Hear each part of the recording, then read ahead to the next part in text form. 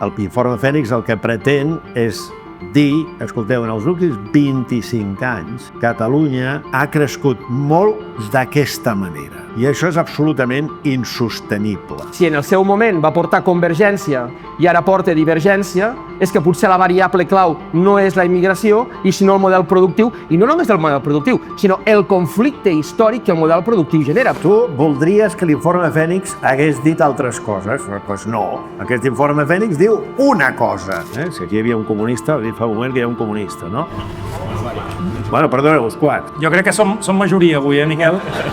Vigila perquè som majoria, oi? L'informe és collonut, home, és collonut. També, doncs, per malgrat que no digui tot el que tu voldries que digués. No, deixem-ho aquí, deixem-ho aquí. I també per... Ja està, no critiquis més.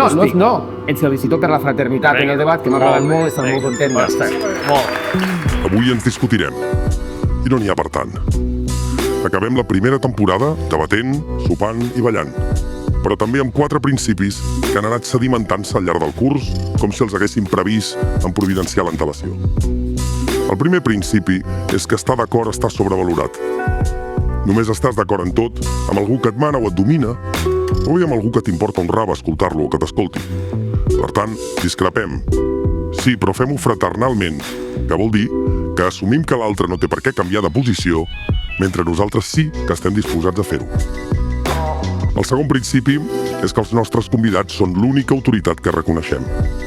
No busquem el tall viral que els comprometi, evitem el que faci falta per recollir allò que han volgut dir-nos. Si convé, deixem el calaix sense publicar material si elles no n'han quedat satisfetes i no deixem passar ni un comentari irritant o estúpid a internet. Casa nostra és casa vostra. El tercer és que ens importa un bledo de quina organització política siguin o siguis. Les adhesions són contingents. La veritat, no. I finalment, el quart, que clar que la teva vida importa i que els efectes importen, però no n'hi ha per tant. No tens més raó per haver-les passat putes i la pràctica teòrica no depèn dels teus traumes, ni de les teves ferides, ni de les teves opressions. Esforça't en argumentar bé. Un físic nuclear no valida la seva teoria depenent del seu sexe, de la seva religió, classe, tribu o de les seves tares. Per tant, tampoc una científica social. Les teves ferides no són el teu crèdit. D'això els periodistes idiotes en diuen separar l'obra de l'artista. Però en filosofia en diem separar el temps i la raó. Ser materialistes és entendre que el temps no raona, que raonen les persones. Ha estat un plaer, amics i amigues. Aquest és l'últim ball per ara. Benvinguts!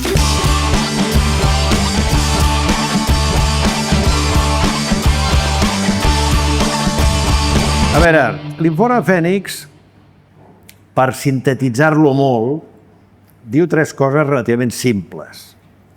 La primera és recordar que en tota societat on hi ha un sistema fiscal progressiu, que vol dir que els que guanyen més paguen més que els que guanyen menys, i on hi ha al mateix temps un estat del benestar horitzontal, és a dir, que tothom rep el mateix, tothom rep la mateixa atenció mèdica, tothom té els mateixos drets educatius, etc. O es donen aquestes dues coses, hi ha una transferència implícita molt gran dels de dalt als de baix.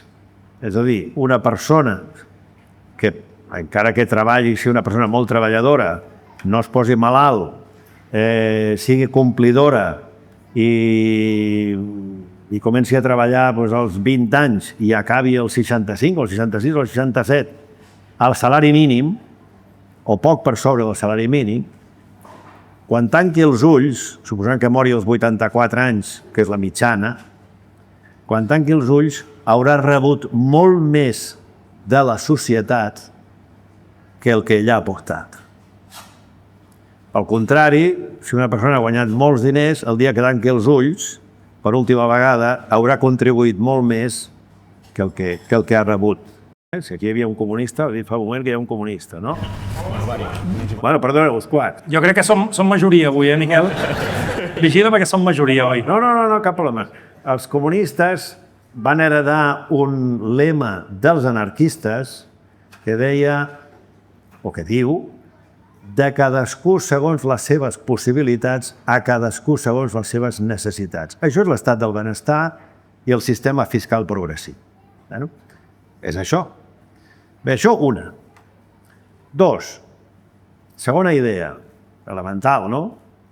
Si tu tens una economia en la que hi ha una sèrie de sectors o un sector que creix molt a base de portar gent de fora i pagar-los poc,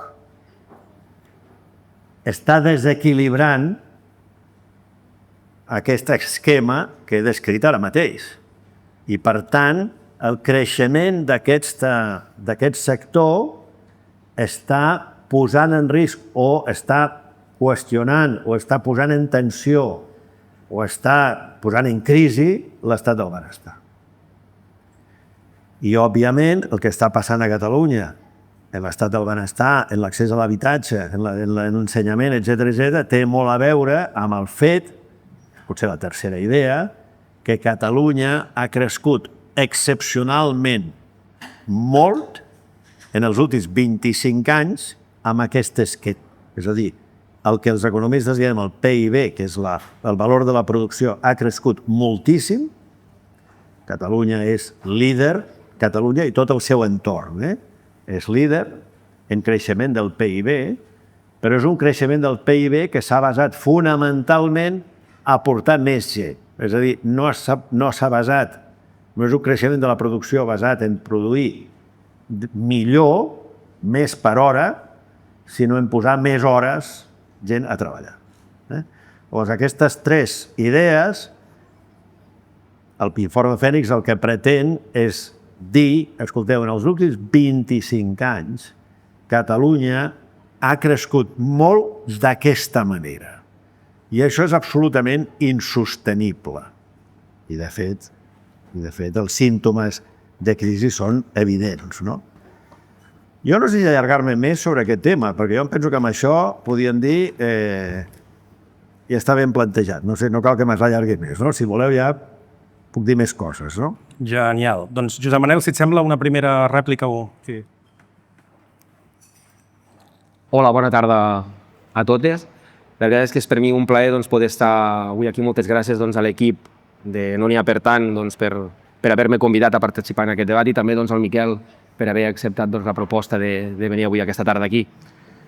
La veritat és que una mica la meva idea és això. Jo la veritat és que l'informe l'he trobat prou interessant. Penso que és un informe molt interessant per generar una discussió. Per tant, agrair a les persones que han fet aquest informe la seva audàcia a l'hora de plantejar-lo. I quina llàstima que el Miquel no hagi pogut passar a les diapositives, perquè penso que les diapositives ajuden bastant a visualitzar el que el Miquel ha explicat. De fet, jo us convido a que ho mireu per internet, perquè tenen algunes presentacions que han fet al Col·legi d'Economistes i alguna altra, i allà ho podreu veure. Ho podreu veure més. Perdoneu, Si veieu que en algun moment no em sento, m'ho dieu, els del Fondo Sur. La qüestió és aquesta, que em sembla una bona peça i també, des de la meva perspectiva, jo valoro molt l'audàcia. El fet que hi hagi un grup d'economistes, en aquest cas un grup d'economistes de prestigi, perquè totes les persones que han fet aquest informe són economistes de molt prestigi, que s'hagin atrevit a plantejar una crítica estructural al que representa l'evolució de l'economia catalana. Diguéssim, han fugit del cofoisme i han sigut capaços de dir coses. Altra cosa, diguéssim, és que puguem estar d'acord o no amb les coses que planteja l'informe, però, si més no, em sembla que s'ha de valorar la valentia i l'audàcia per haver plantejat, per haver fet aquest informe, que ja us dic, són 126 pàgines, amb moltes dades, molt ben treballades, jo crec que aporten molta informació. Penso que, a banda, diguéssim, del que es representa, els plantejaments que es fa en l'informe Fènix, les dades també ajuden a aquelles persones que tenen interès en pensar sobre l'economia catalana a pensar des d'altres perspectives. Penso que val molt la pena. Jo la veritat és que des del primer dia que vaig tenir l'oportunitat d'accedir-hi, ja ràpidament els vaig comentar al Pau i a les persones amb les que tenim aquesta confiança en el debat, que era un informe que valia la pena dedicar-hi el seu temps. Un cop dit això, sí que m'agradarà poder contrastar amb el Miquel. La veritat és que... Bueno, sí, jo la veritat és que no sé si perquè em faig gran o què, però cada vegada tinc menys ganes. Sí, em sap greu, mira. Però sí que és veritat que algunes crítiques, bueno, crítiques, alguns comentaris sí que et plantejaré. O sigui, des de la meva perspectiva, Miquel, l'informe, diguéssim, té de positiu que encerta en aquest diagnòstic descriptiu, una mica que és el que deies tu, el PIB per càpita català està divergint del d'Europa, la productivitat és transversalment baixa i empitjora, i el creixement, diguéssim, del PIB total no s'ha traduït en el que seria una millora de benestar pel conjunt de la ciutadania. Jo crec que l'informe, una mica ells també ho plantegen, intenta respondre a aquesta pregunta de com és que si tothom permanentment ens estan dient que l'economia creix, les persones no perceben que aquest creixement es tradueix en millores en la seva condició de vida. Per tant, penso que afronta una de les preguntes que estan una mica sobre de la taula. Per altra banda, i ja per començar a entrar una mica en matèria dels comentaris que jo et faré, em sembla molt interessant, diguéssim, la crítica al desenvolupament de l'estructura productiva, perquè em sembla que és una cosa que no s'havia fet fins ara. Diguéssim que aquesta crítica estructural no s'havia fet. Ara bé, sí que em sembla que aquesta anàlisi que fa l'informe, que és una anàlisi que és una fotografia, si al final tot informe és una fotografia d'un moment concret de l'economia, sí que des de la meva perspectiva és una fotografia estilitzada. És una fotografia estilitzada en el sentit en el que ells ja diuen d'entrada que hi haurà algunes coses que no entraran en l'informe. Per exemple, ja diuen que tot el que és el sector agrícola no entrarà, tot el que és el sector públic tampoc, que les dades que s'utilitzaran seran dades de PIB i no de renda nacional bruta disponible, amb la qual tot el que serien les rendes produïdes pels autòctons a fora, diguéssim, no es tindran en compte. Per tant, si d'entrada ells ja ens avisen, ens posen sobre l'alerta, que és una fotografia estilitzada de la realitat. Però aquí penso que hi ha una primera crítica a fer al que seria aquest informe i al que és l'economia ortodoxa en general, que es planteja una crítica i es diu estilitzada de la realitat, però després les conclusions que se n'extreuen són pel conjunt de l'economia i les, diguéssim, recomanacions de política econòmica que es fan també són pel conjunt de l'economia i afecten a tothom. Per tant, jo penso que això, diguéssim, ja és una mena de supèrbia científica que tenim els economistes de partir d'anàlisis estilitzats de la realitat per acabar dient coses sobre el conjunt de la societat, i no només això, sinó desenvolupant mesures d'intervenció, diguéssim, en la mateixa.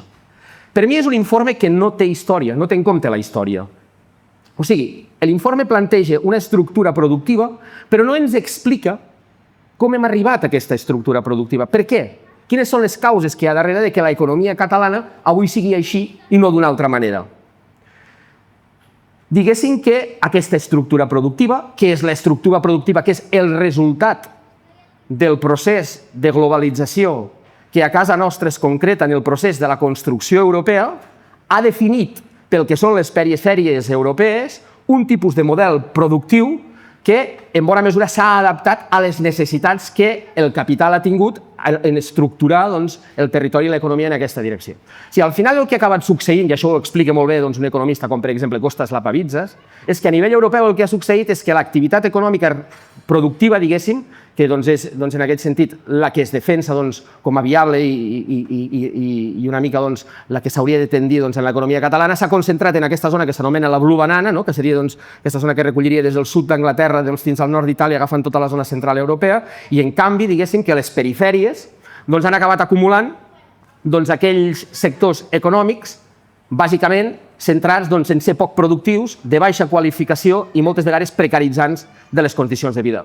Òbviament, això també s'ha fet gràcies al model perquè justament el superàvit comercial que han pogut acumular els països centrals, aquestes economies centrals, és el que s'ha reciclat en forma de crèdits per permetre, diguéssim, tot el que ha sigut el boom immobiliari i molta expansió d'aquest sector turístic. Això, l'informe, diguéssim, no en parla. I em sembla important perquè justament aquest model és el que definirà quin tipus de treballador, quin tipus, diguéssim, d'estructura humana es necessita per fer viable el procés d'acumulació energètica. És a dir, Josep Manel, si et puc, per anar conduint, la primera crítica seria que li falta història a l'informe, que li falta una lectura de per què hem arribat fins on som. Sí, i a més l'informe mateix planteja una dada que em sembla molt interessant, que diu del 1950 al 1980 es va patir un procés de migració interna en el cas de l'estat espanyol, que sí que va tenir un sentit de convergència en el sentit que es va incrementar la riquesa i aquesta riquesa es va distribuir, i en canvi ara aquesta onada migratòria, diguéssim, ens ha portat a divergència en lloc de convergència. Bé, si en el seu moment va portar convergència i ara porta divergència, és que potser la variable clau no és la immigració i sinó el model productiu, i no només el model productiu, sinó el conflicte històric que el model productiu genera, perquè no podem oblidar que en aquest període dels 50 als 80 també coincideix, sobretot en la dècada dels 70, en un fort procés de lluita obrera, diguéssim, que porta uns increments salarials importants i que, òbviament, diguéssim, això té un sentit en aquell moment i no ara, que aquesta mà d'obra immigrant no té aquesta capacitat de generar aquest conflicte. Per tant, una primera gran crítica des de la meva perspectiva seria aquesta manca d'història a l'hora de definir el projecte, que per mi és el model estructural de l'economia catalana, que per mi és determinant. Perquè a partir d'aquí el que es necessitarà serà una força de treball concreta.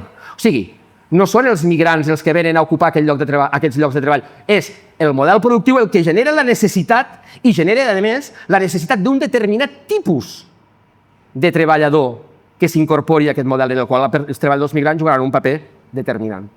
Vols que anem fent rèpliques? Com vulgueu. Vols extendre't una mica més? Bueno, jo si de cas acabaria amb la segona, que em sembla... Sí?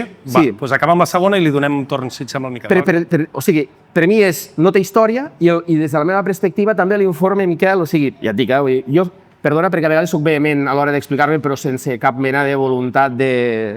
No arribarà a la sac, no arribarem. No, perquè jo estic al mig. No pateixis. Pensa, Miquel, que és amb tot el carinyo. No pateixis, estic molt fort. No m'hi jugo res, jo tampoc. Des de la meva perspectiva, la segona crítica és aquesta, que la primera és no té història i a més és un informe sense societat. Per mi, l'informe parteix, i en bona mesura també peca, d'aquesta visió atomitzada, neoliberal, de la societat. En quin sentit? En el sentit en què el concepte principal, diguéssim, que articula tot l'informe és el concepte de la productivitat, que des de la meva perspectiva és un concepte quirúrgic que tracta els individus com a entitats aïllades. En quin sentit? En el sentit en el que no hi ha la societat com aquest conjunt bigarrat de relacions socials que la constitueixen, sinó que la societat és una suma de productivitats. I no només això, sinó que a partir de la teva productivitat ho compararem amb allò que tu reps de la societat en funció del que has aportat i veurem si és apte o no ets apte per pertànyer a la societat. O sigui, és una visió thatcheriana, des de la meva perspectiva de la societat, en tant no hi ha societat, sinó que hi ha suma de comportaments individuals que conformen la societat. I després hi ha aquesta visió, diguéssim, de la vinculació, dels mèrits de cadascú en funció de la seva productivitat, la qual cosa també em sembla que l'informe mateix demostra la seva, podríem dir, feblesa, quan aporta el que jo conec, el que nosaltres hem anomenat com la paràbola del McDonald's. Sí, en la paràbola del McDonald's, què està dient l'informe? Està dient, si un treballador de McDonald's de Zúrich, de Mèxic i de Barcelona fan la mateixa feina en el mateix model productiu, en la mateixa dinàmica productiva i en canvi tenen salaris diferents, no podrem atribuir el salari a la productivitat, sinó que l'haurem d'atribuir a la conformació d'aquella societat, a les lluites concretes que han conformat aquell sector. En definitiva, jo penso que aquí hi ha una altra dada, igual que la del 1950-80 en el cas de la immigració, que en bona mesura demostra la feblesa del que seria aquest concepte de la productivitat. Bueno, para. Vale, ok. Per tant, per recopilar... Tema que no té història, i tema de la productivitat. A veure, en la primera part hi puc estar d'acord. En la segona estic radicalment en desacord. La primera part, sí, efectivament, aquí no hi ha història, no hi ha, podríem dir, anàlisi sociològica. No hi és. Per què? A veure, aquí ens hem aplegat 7 persones que jo quan les vaig veure, els coneixia tots, evidentment, però quan les vaig veure vaig pensar, és impossible que fem un document conjunt. És impossible. Per què? Per formació, per inclinació, per idees. És impossible. Bueno, però hem aconseguit posar-nos d'acord en una cosa. I aquesta és la cosa que diu l'informe Fènix. Hi ha 1000 coses més al voltant? Sí. No les diem? Sí, perquè segurament no estaríem d'acord en elles. I a més perquè el que pretén l'informe Fènix és traslladar una idea simple, entenedora a tothom. Si l'emboliquem amb la mena d'anàlisis que tu has fet, bé, hi haurà segurament algú que estarà d'acord, però hi haurà molts més que estaran en desacord. I nosaltres el que preteníem era això, una cosa senzilla. Utilitzant aquella metàfora d'Isaïa Berlín, aquest no és un informe guineu, és un informe, com se diu, eriçó. És a dir, és allò que diuen, la guineu sap moltes coses, l'eriçó només sap una cosa, però la cosa que sap l'eriçó és molt important. Doncs, escolta, l'informe Fènix només pretén dir una cosa i procurar que sigui el més indiscutible possible. Llavors, clar, per tant, l'hem de simplificar. Per tant, estic d'acord amb tu? Sí, clar, aquí podríem ver per què ara, per què no aleshores, etc. En canvi, en la segona part no estic gens d'acord. Tu dius, aquest és un informe thatcherià, neoliberal. Bueno, disculpa, disculpa. El que l'ortodòxia, com se diu això, neoclàssica, que després en la popularment se diu neoliberal, que s'ensenya en la ortodòxia dels departaments, de les facultats d'economia, es diu el salari és igual a la productivitat del treballador. Això s'ensenya a tots els manuals d'economia i els alumnes surten dient el salari... I els diu, bueno, però si el salari mínim podria ser més alt, diu, no pot ser més alt, perquè sí, clar, si el salari mínim el poses més alt de la productivitat, els treballadors quedaran a l'atur, perquè el salari està determinat per la productivitat. Si el treballador té molta productivitat, l'empresari no tindrà més remi que parli més, perquè si no el treballador se n'anirà. Com que és molt productiu, se n'anirà. Si és molt poc productiu, l'empresari el farà fora. Per tant, hi ha una llei de fer-lo, en l'economia neoclàssica, té la terminologia neoliberal, que diu la productivitat, el salari és igual a la productivitat. I l'informe Fènix, el primer que diu, escolta, tu agafa treballadors de McDonald's que fan exactament el mateix, de la mateixa manera, que per tant tenen exactament la mateixa productivitat, i el salari no és igual. Fins i tot podries dir, bueno, però és que el salari a Zúrich està mesurat en francs suïssos, però clar, el cost de la vida és més alt, per tant això és més complicat. No, escolta, tu mesures el salari d'un treballador bàsic de McDonald's en Big Macs, que és un producte que jo crec que no he menjat mai, però que és un producte, en fi, existent a tot arreu, hi ha una transparència, mira, m'agradaria treure aquesta transparència. Tu agafes el salari de treballadors de McDonald's de totes les capitals europees i el divideixes pel preu del Big Mac que ells produeixen i el resultat et surt entre una mica de menys d'un McDonald's per hora, un Big Mac per hora a Kíev i 3 Big Macs a Zúrich. Per tant, el primer que fa l'informe Fènix és dir, escolteu, no és veritat que el salari depengui de la productivitat del treballador. Perquè ja dic, treballadors idèntics que fan el mateix de la mateixa manera i tenen salaris dins d'Europa de 1 a 3. Al contrari. Precisament el que l'informe diu és no, el salari dels treballadors depèn sobretot de la productivitat del conjunt de l'economia.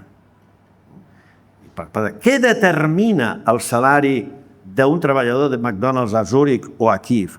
La productivitat de l'economia. Suïssa en un cas, l'ucraïnesa o posa-hi, no sé, del país que vulgui, romana o búlgara en un altre.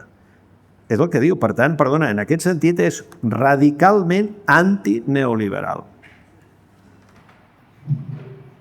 Sí, no obstant, sí que està clar, diguem, que l'informe està construït sota aquesta noció de la productivitat, en la qual els sectors que són menys productius són els sectors que paguen salaris més baixos.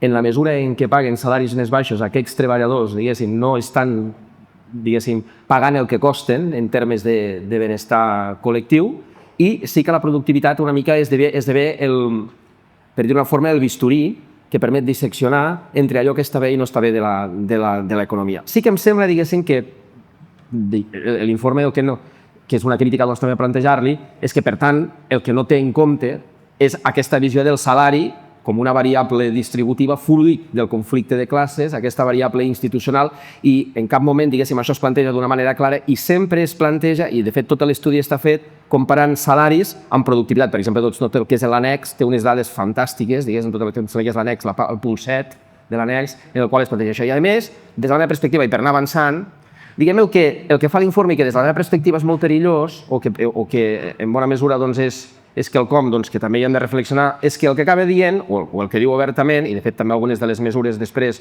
van en aquesta direcció, és, i compte, perquè el creixement, diguéssim, ocupacional s'ha donat en sectors poc productius, que són els que paguen pocs salaris, i aquests sectors estan ocupats majoritàriament per persones migrants. Una mica, diguéssim, és el que planteja. És així.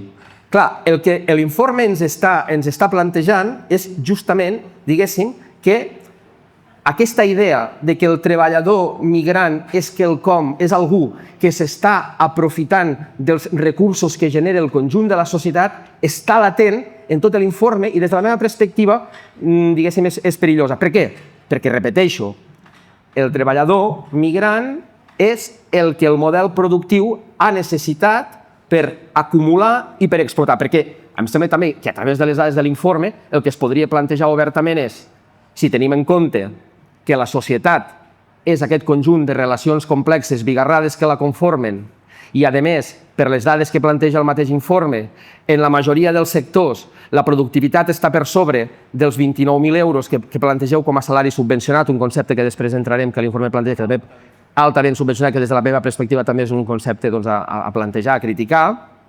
I a més, la mitjana, diguéssim, del salari en aquests moments a Catalunya està sobre els 34.000 euros, doncs no hi ha cap problema, perquè el conjunt de la societat financiï el model d'estat del benestar que tenim i fins i tot el millori, si tenim en compte que és el conjunt de la societat el que ha de fer front a això.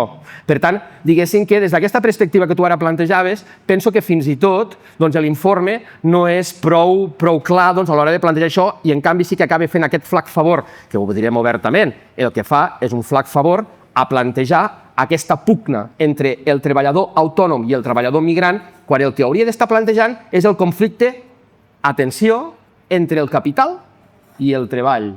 Aquest és el veritable conflicte. Perquè exactament què és el que s'està plantejant? El que s'està plantejant és que hi ha una construcció que és el treballador migrant, que és un treballador precari, dòcil, no organitzat, que és el que en bona mesura és subjecte d'aquest procés d'explotació. I com el podem mesurar, el procés d'explotació? L'informe també ens resulta molt útil des d'aquesta perspectiva, perquè com el podem mesurar? El podem mesurar des de la perspectiva de dir, anem a veure què és el que aporten els treballadors de cada un d'aquests sectors, quina és la seva productivitat, per tant, en les dades de l'informe, i què és el que reben. Hi ha un important gap entre la productivitat i els salaris. Qui s'està quedant aquesta productivitat? Al final és una visió, diguéssim, si vosaltres voleu, xurrutera del concepte d'explotació en el sentit de la diferència entre el que cadascú produeix i el que rep. Llavors, el que veiem és que l'informe, per mi, és un informe molt ben parit per poder posar sobre de la taula que el que està succeint en aquests moments en l'economia catalana és que hi ha sectors empresarials que s'estan beneficiant d'un fort procés d'explotació, majoritàriament és comès sobre persones migrants i que estan sent subvencionats pel conjunt de la societat. Una, diguéssim, conclusió bastant diferent a la que arriba l'informe. A veure, el que acabes de descriure no és sinó el que Marx denomina l'exèrcit industrial de reserva, que és el mecanisme per contenir els salaris. Que en el cas de Marx, primer volum del Capital, és la tecnologia, perquè la tecnologia, Marx pren moltes molèsties per demostrar-ho, el que fa és substituir treballadors qualificats per treballadors poc qualificats, que és el que sempre ha fet la tecnologia, no? I, efectivament, això és el que està passant aquí. L'informe comença dient, al principi dient, no ens hi posarem en el tema de la distribució. Ho diem. I, efectivament, és una crítica que es pot fer. Dir, escolta, doncs us podria haver posat en la distribució, no? Perquè, clar, si hi ha una productivitat, tan important és com és de gran la productivitat com és com ens ho repartim, no?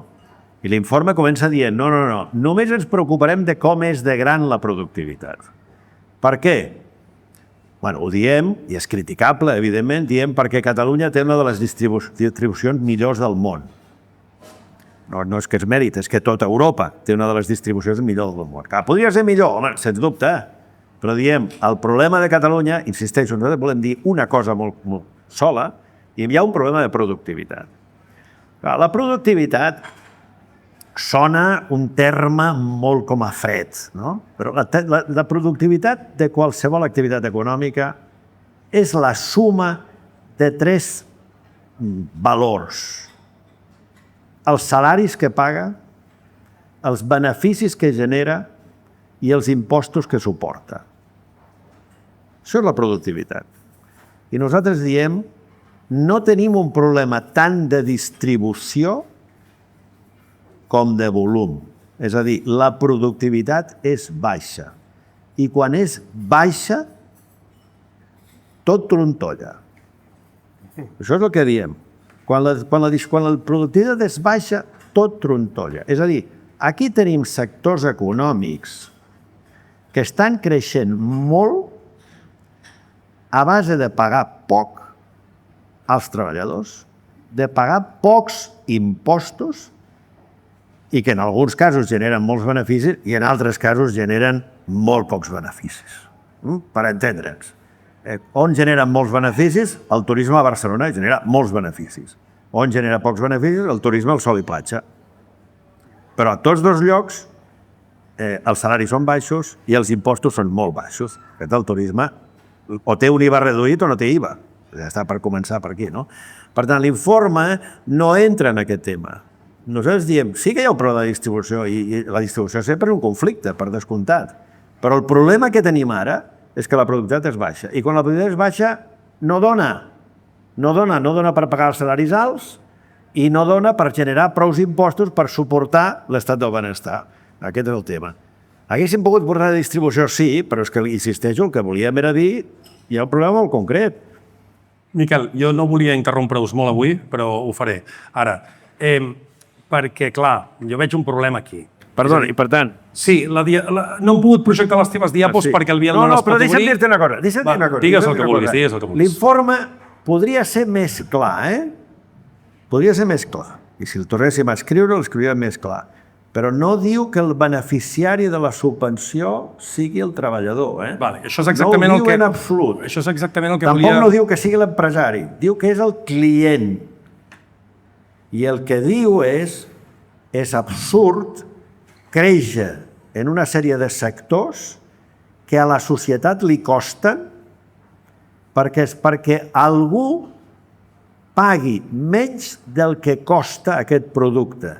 Sobretot si aquest algú és un no resident.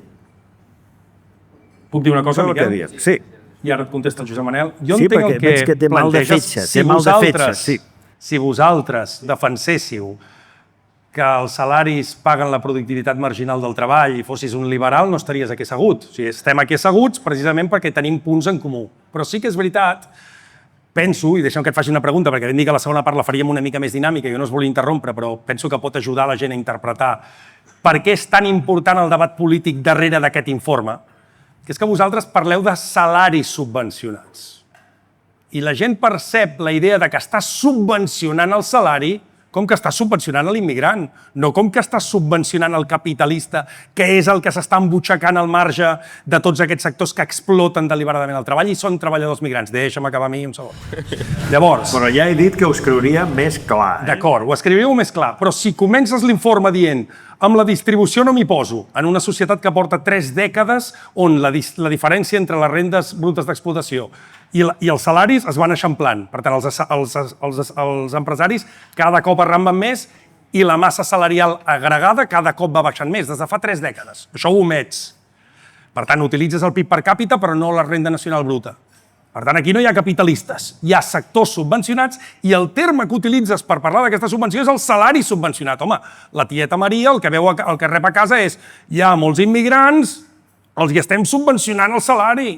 Anem a parlar clarament de l'impacte polític que pot tenir un informe ben intencionat que no utilitza variables distributives per dir que hi ha un conflicte de classe, que és que la gent rep que aquí estem pagant entre tots la festa de l'immigrant. quan a més, i acabo, només estem parlant de qüestions monetàries, perquè no estem valorant a nivell de cost, o sigui, de reproducció social, tot el que porten aquests migrants, que estan fent tasques que no vol fer ningú en molts casos, que suporten jornades com les que suporten, etc. Per tant, crec que la terminologia i el nom de les coses en economia, Miquel, és molt important. I amb això dono la paraula a tu i li torno al Josep Manel. Disculpa Jo insisteixo. Segurament redactaríem, seríem més curosos amb les paraules, però no amb els conceptes. Fixa't una cosa, et donaré dos detalls. Nosaltres parlem de sectors subvencionats. Sectors subvencionats. I segona, una de les propostes més, podríem dir, contundents d'aquest informe és apujar el salari mínim interprofessional. I amb això callo. No, jo repeteixo, vull dir que estem discutint de l'informe, però que l'informe és molt interessant. O sigui, a mi el fet de que l'elit econòmica catalana, que és una mica la que representeu els que heu escrit l'informe, faci una crítica estructural al model de desenvolupament de l'economia, doncs benvingut sigui. Nosaltres portàvem molt temps fent-ho i tothom ens havia titllat una mica de què estàvem dient, perquè és el mercat el que assigna bé els recursos, la globalització i la Unió Europea són fantàstiques, l'economia no ha de tenir cap tipus de direcció ni cap tipus d'estratègia, perquè el mercat ho fa de primera categoria. Per tant, que hi hagi persones com vosaltres, que sou una mica la crema de l'economia catalana, que estigui dient això, doncs fantàstic i benvingut, i us aplaudim amb les orelles una mica. Després, també hi ha una altra cosa, Miquel, que em sembla interessant, i tu plantejaves la qüestió de l'exèrcit de reserva, per millorar, diguéssim, una mica i enriquir aquesta part. Està clar, diguéssim, que el migrant juga una part important d'exèrcit de reserva. Sí, perquè el que està fent, doncs, en bona mesura, és la funció de l'exèrcit de reserva, que és pressionar a la baixa les condicions laborals dels que hi ha. I a sobre, diguéssim, no està fent que el capital s'estigui gastant calés posant a treballar doncs, el que seria la mà d'obra subocupada que existeix. Doncs persones a l'atur, persones, doncs, jo què sé, dones que estan a casa que podrien treballar i que s'haurien de construir llars d'infants, no sé per què necessiten treballar. El migrant surt bastant barat, diguéssim, en aquest sentit. Però és que, a més, i això una mica nosaltres hem agafat la referència d'uns autors que són Castells i Cossack, de l'any 73, en un llibre que van escriure sobre el paper dels migrants en les economies europees. Doncs el migrant també té un paper molt important, que és el de jugar el paper del que seria aquesta funció política d'aristocràcia obrera, en el sentit en què el migrant, i tal com vosaltres, i jo crec que hi ha aquesta lectura, és que és un problema de redacció, jo ho accepto, però quan tu llegeixes l'informe tens aquesta lectura. En tant, s'està parlant de salari subvencionat i el salari és el que rep cadascú i el migrant és el que no està pagant allò que rep, doncs també hi ha aquesta... No, és el client, el client. Sí, home, però el concepte salari altament subvencionat, el concepte, Miquel, i es repeteix molt, i és un dels conceptes força de l'informe. Em sap greu, perquè és un concepte, des de la meva perspectiva, molt equivocat, que és salari altament subvencionat, però és així. I la qüestió és que al final també compleix una segona funció, que és aquesta de l'aristocràcia obrera. O sigui, al final, el que s'està plantejant és la divisió del subjecte de classe català, en el sentit en el que els treballadors autòctons, el que diuen i el que pensen llegint l'informe, és una mica, la lectura és que els treballadors migrants s'estan aprofitant de la nostra estructura productiva i social. I això, ostres, doncs és, en aquests moments, tenint en compte com està el pati, doncs juga un paper de ser llenya, disculpa que t'ho digui així perquè així ho sento, per l'extrema dreta. O sigui, és tal com ho veig jo. Llavors, des de la meva perspectiva, Miquel, també hi ha tot un error en el que és el càlcul de la subvenció. Sí, quan vosaltres calculeu el salari altament subvencionat, penso que li esteu imputant a aquest treballador migrant una sèrie de característiques que no té. Per exemple, vosaltres parleu d'un llindar de vida de 84 anys, que és una mica el que vosaltres plantegeu, però és que els migrants arriben a una edat mitjana de 32 anys a l'economia catalana, segons el CES. Per altra banda, el consum de serveis públics és menor que el dels autòctons, o sigui, formen part d'això que s'anomena el fenomen de l'immigrància, que això fa no res, justament el Ministeri de Sanitat ha presentat un informe amb dades del baròmetre de diferents, diguéssim, baròmetres de medició, una mica on el que venen a plantejar és justament això. Per altra banda, l'immigrant és molt barat, o sigui, el seu cost de producció està externalitzat al país d'origen. Aquí arriben els migrants que han passat la prova de foc d'haver-se de jugar la vida travessant l'estret o el que sigui, i els que arriben són els més forts, els més disposats a treballar i els més sants. Per tant, i aquest cost, diguéssim, de producció tampoc no l'esteu tenint en compte, que està absolutament externalitzat i, per tant, és un cost, diguéssim, una subvenció al senyor de les càrnies o al senyor dels hotels que contracta aquestes noies perquè els hi facin les habitacions o al que està allà explotadíssim en la cadena de muntatge. Per altra banda, hi ha tota aquesta, el que podríem anomenar la fal·làcia del cicle vital. O sigui, el càlcul s'està aplicant a tota la vida laboral del migrant, però molts d'aquests migrants treballen, cotitzen i abans de rebre els serveis socials més intensius se'n van. I la dada és 15 milions de persones migrants han entrat al país al 2002 i més de 8 milions han marxat.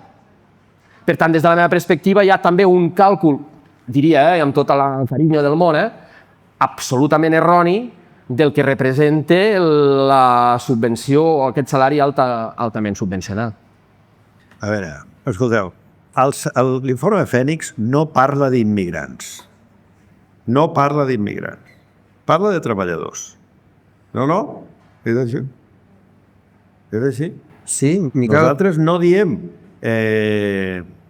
no parlem d'immigrants. No fem el balanç de l'immigrant, no fem el cost de l'immigrant. No? Em permets un segon? Sí, parla. I la mesura, Miquel, del control de les mesures de control de la immigració perquè els migrants que arriben, que les mesures que vosaltres proposeu, siguin migrants més qualificats i, diguéssim, orientats als llocs de treball, que després ja en parlarem d'això, perquè hi ha el cas danès que justament planteja l'error d'aquest tipus de mesures, però vosaltres plantegeu directament mesures, com les mesures de control de la migració. Em semblaria molt estrany que plantejaríeu mesures de control de la immigració si l'informe no parla d'immigrants. A veure, els immigrants surten en algun moment. En algun moment, però nosaltres parlem de sectors i de treballadors. El càlcul és un càlcul estandarditzat. Tu podries dir, home, però és que si aquesta persona és immigrant, llavors arriba als 30 anys, llavors has de descomptar això. De veritat. Però podries dir 1.000 coses més. 1.000 coses més. Vam fer un càlcul sobre un treballador estàndard, que ni és immigrant ni deixa de ser immigrant. Tu pots dir, bueno, però és que llavors és diferent, perquè segons si és immigrant, llavors diria, sí, llavors és una casuística tremenda. Si és immigrant, efectivament, llavors arriba als 30 anys i per tant li hauries de descomptar tot el cost de producció. Però hauries de distingir llavors si l'immigrant és magrebí o no és magrebí, perquè resulta que si és magrebí la dona molt probablement no treballa. I en canvi, si no és magrebí, sí que treballa. Llavors els costos són molt diferents. Tot això no hem volgut entrar. Nosaltres hem vingut a dir el següent. Hi ha llocs de treball que paguen poc i hi ha llocs de treball que es paguen molt poc. Segur que en aquesta sala tots estarem d'acord que hi ha gent alta i gent molt alta. Estem d'acord o no? Hi ha gent alta i gent molt alta. Claríssim. Què vol dir molt alt? 1,95? 2? A partir d'aquí podríem entrar en una casuística interminable. Nosaltres fem un càlcul i diem 27.500 de l'any 2023. Ara, si tu em dius que aquest càlcul no està ben fet, hauria de ser 29.000. Bueno, doncs t'hi diré, d'acord, 29.000. 30.000, d'acord, 30.000. És com discutir sobre què vol dir molt alt. Tots sabem que hi ha sectors que paguen molt poc. Doncs ja està, doncs aquests. Tu dius, home, el càlcul no està ben fet. Bueno, home, d'acord, no hi ha problema. Però no, o sigui, discutir sobre el número és agafar el rabo per les fulles. No era aquest el tema. El tema és, hi ha sectors que paguen molt poc. I nosaltres diem, els sectors que ens han de preocupar són sectors que tenen 3 característiques. 1, que paguen molt poc. 2, que creixen molt, perquè diem l'agricultura paga molt poc, sí. És preocupant? No. Per què? Perquè són pocs. Són pocs i no creixen. I a més, hi ha tema d'equilibri territorial, etc. Deixem córrer. I tercera característica, que el beneficiari últim, és a dir, el client, sigui un no resident. Perquè tu dius, bueno, escolta, el sector de les cures és un sector que creix molt i que paga molt malament. Nosaltres diem, bueno, el deixem de banda. S'hi hauria d'entrar. Hi hauria d'entrar, evidentment, perquè la persona que contracta una persona perquè el cuidi i li paga el salari mínim, bueno, s'està beneficiant d'una subvenció de tota la col·lectivitat. Per què? Perquè no li està pagant a aquesta persona un salari que li permeti a aquesta persona pagar uns impostos que compensin tots els serveis socials que rebrà. Per tant, aquesta persona rebrà més serveis, el que he dit al començament, no? Rebrà més serveis socials del que ell pagarà, per tant, aquesta persona està subvencionada, però en realitat el benefici no és per ella, però sobretot és pel client. Si el client és resident, dius, bueno, tot queda a casa, no? Però el que és absurd és quan el resident és de fora. És a dir, tu estàs fent una producció que l'estàs subvencionant perquè vinguin estrangers a gaudir-ne. Home, no, doncs no, això no té sentit.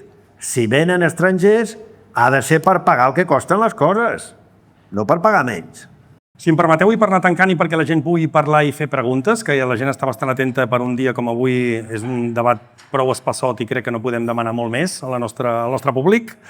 Una coseta, hi ha un moment de l'estudi que feu aquest anàlisi shift share, per no entrar en coses molt tècniques, que bàsicament a la conclusió que arribeu, en el fons, és que tots els sectors econòmics, comparats amb sectors equivalents europeus, paguen pitjor. Per tant, en el fons, torna a ser una oportunitat fantàstica per dir tenim una burgesia lumpen, que paga malament i que és inútil innovant, i en canvi, aquesta oportunitat es torna a perdre.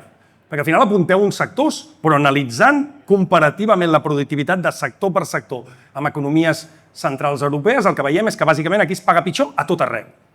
La pregunta seria, des del punt de vista, per què assenyalar només aquests sectors i no assenyalar altra vegada la responsabilitat d'aquella burgesia que organitza malament el treball, que no innova, que paga salaris de merda? No sé, no és una oportunitat fantàstica per parlar-ne? A veure, dues coses. Jo no sóc entusiasta de l'anàlisi SIPSER que es fa en aquest informe, que no és la meva responsabilitat, aquí ens hem repartit la feina. Per què? Perquè és una anàlisi feta amb dades del 2018 al 2023. És molt poca cosa, molt pocs anys. I segona, està feta sobre 10 macrosectors. Aquí no surt la càrnica, ni surt la indústria, surt els sectors immobiliaris, és a dir, és una cosa que jo, personalment, les conclusions no els hi dono una enorme credibilitat. I segona, criticar la burgesia catalana. Escolta, a veure, és la burgesia que tenim. Amb aquesta hem de treballar. O que treballin ells. No, escolta, aquí és com criticar el govern, els funcionaris, escolta tu, amb això hem de treballar. Podia ser millor, sens dubte. Podia ser pitjor, encara amb menys dubte, encara amb menys dubte. Cuidado. A veure, en l'informe hi ha un moment, jo diria optimista, en què diem sempre se'ns diu als catalans que els bascos van millor perquè tenen una indústria millor i la tenen una indústria millor perquè han fet una política industrial més intel·ligent i a sobre perquè tenen més diners del concert. I en canvi nosaltres ens estem desindustrialitzant, que la burgesia catalana s'associa, diguem-ne, a la indústria, no? I nosaltres diem, això no és cert. Les dades ens diuen que la indústria catalana en els últims 25 anys ha crescut tant com la indústria basca. Ens hagués anat millor si hagués crescut més, tant aquí com allà.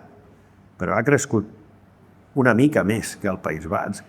I la productivitat de la indústria catalana, que era un 85% de la indústria basca l'any 2000, avui és un 103, un 104%. És a dir, la indústria catalana, en els últims 25 anys, ho ha fet bastant millor que la indústria basca. I escolta, si això ho has de considerar un mèrit de la burgesia catalana, doncs jo et diria, ole, la burgesia catalana. Podria fer-ho millor? Doncs sí, home, sí. Però, escolta, sort en tenim, tu. Ja sé que no és el lloc, però ho dic.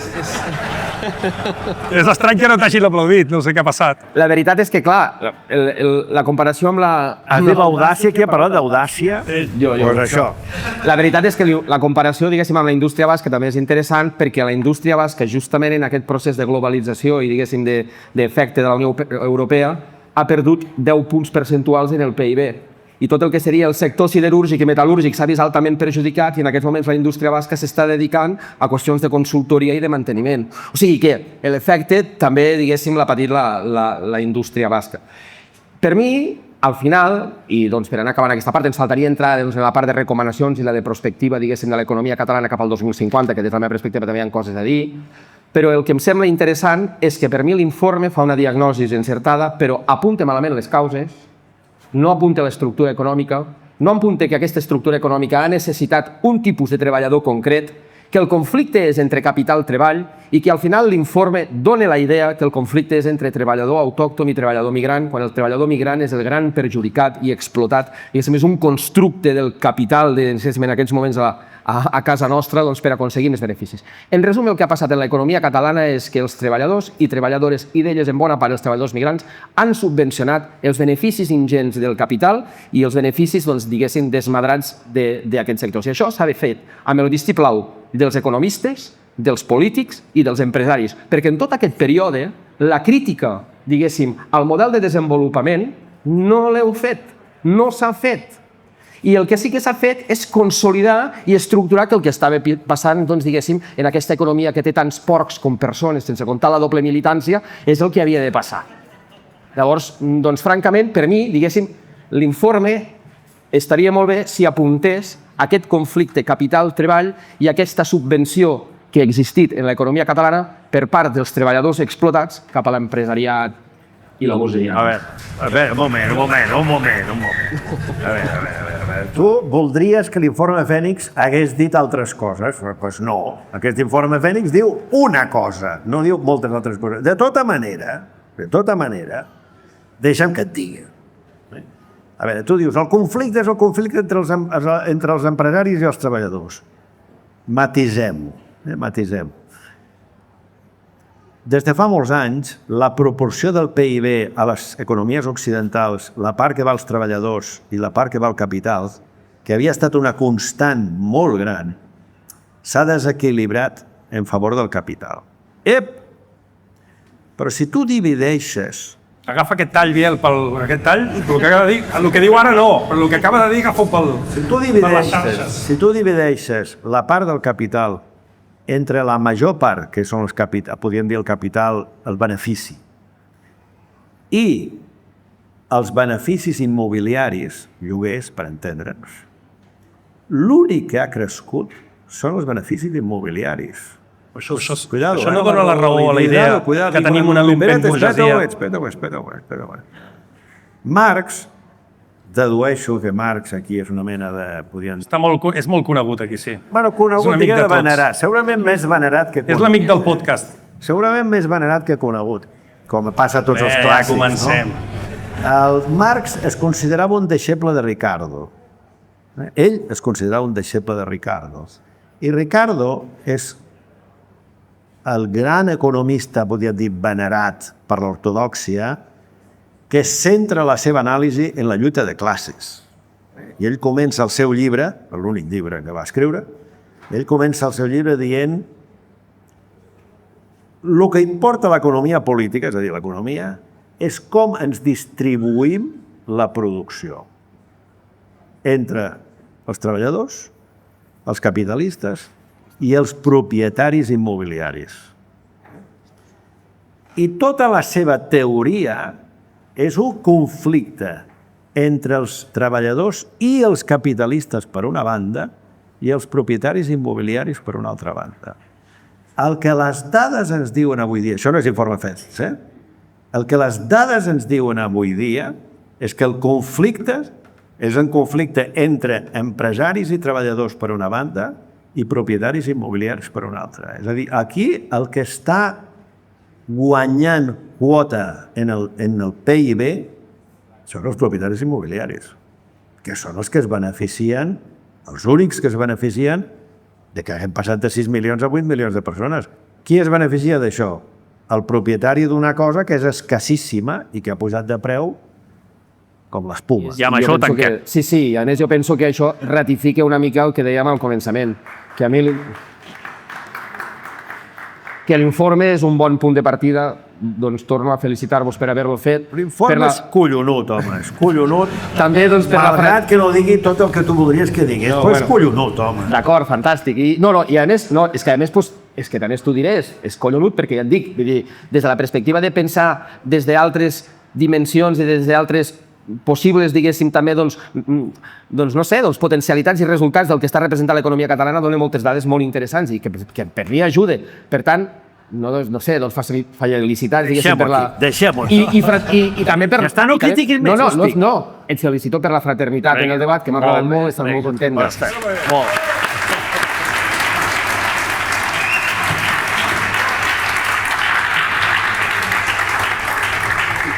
Bueno, jo crec que podem tancar amb una proposta, si us sembla, que és que quan us torneu a juntar economistes que tampoc tenies tan clar si us posaríeu d'acord, sumeu el Josep Manuel Busqueta. Hòstia, a veure si la qüestió distributiva apareix una mica per allà, de sobte, i ens donem una sorpresa, i els empresaris també pillen una mica l'informe. Què et semblaria, això? Seria un bon punt de partida? Que no ens posarem d'acord. No us posareu d'acord. Ja està bé que tinguem aquesta distància. Bueno, un aplaudiment pels dos, sisplau, i moltes gràcies.